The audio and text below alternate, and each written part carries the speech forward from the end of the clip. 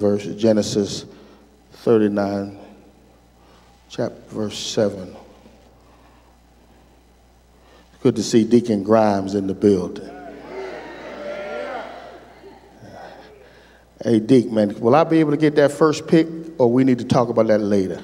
All right, thank you. This is crazy. 7, and after a time, his master's wife cast his eyes on Joseph and said, "Lie with me." But he refused and said to his master's wife, "Look with me here. My master has no concern about anything in his house, and he's put everything that he has in my hand.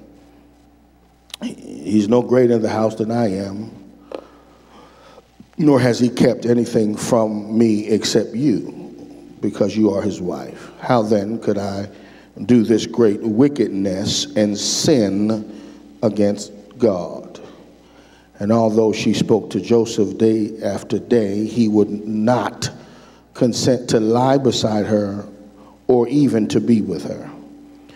One day, however, when he went into the house to do his work, and while no one else was in the house, she caught a hold of his garment, saying, "Lie with me." But he left his garment in her hand and fled and ran outside. And when he saw that he had left his garment in her hand and had fled outside, she called to the members of the house and said to him, "See, my husband has brought among us a Hebrew to insult us. He came into me to lie with me, and I cried out with a loud voice. And when he heard me raise my voice and cry out, he left his garment beside me and fled outside." And then she kept his garment by her until her master came home. And she told him the same story, saying, "The Hebrew whom you brought among us came into me to insult me, but as soon as I raised my voice and cried, he left." When the master heard the words, then his wife spoke to him, saying, "This is the way your servant treated me." Then he became enraged. And Joseph's master took him and put him in prison.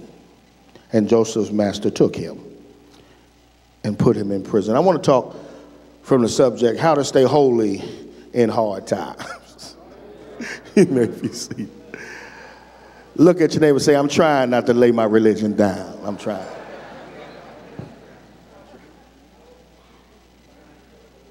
I want to preface this, when I mean holy, I do not want to ever give you the impression that you have gotten salvation because of merit. You've gotten it because of mercy. The holiness that I'm referring to is the holiness that is required because of you've been a recipient of mercy. Shall we continue on sin? God forbid. Amen. There's a lot of conversation going on in the rap world about Jay-Z's new album. 50 Cent suggests that you need a Harvard degree to kind of figure out what Jay-Z is saying. There's a friend of mine, Rick, who comes with me from time to time, Rasheen, I think, would even attest. They think it could be Jay-Z's best work. The reason why they suggest that it could be Jay-Z's best work is because it is a compilation of his development in his life. There's a lot of songs, I think, that have some meaning to life, but the one I'd like to talk about today is the title album, and it's the song 444 in response to Beyonce's song, Becky with the Good Hair. Can I work a little bit, all right? Y'all know Becky with the Good Hair is a song that she wrote because JC wasn't always as holy as he ought to be. And his response to the album was 444, and he quotes, "I almost turned into Eric Benet and lost the baddest girl in the game," end quote. And what that particular rap song suggests to me is three things. One is that choices have consequences. We live in a world where you think you can do what you want to do, young people. But you ask people who doing 20 to life because they made one bad choice.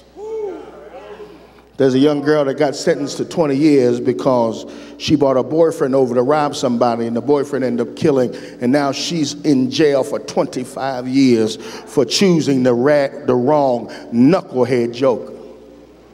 I'm just saying choices have consequences. Second thing it talks about choices is it's hard to make the right choice when the environment is antithetical to the choice. Can I work just a little bit here? See, the problem here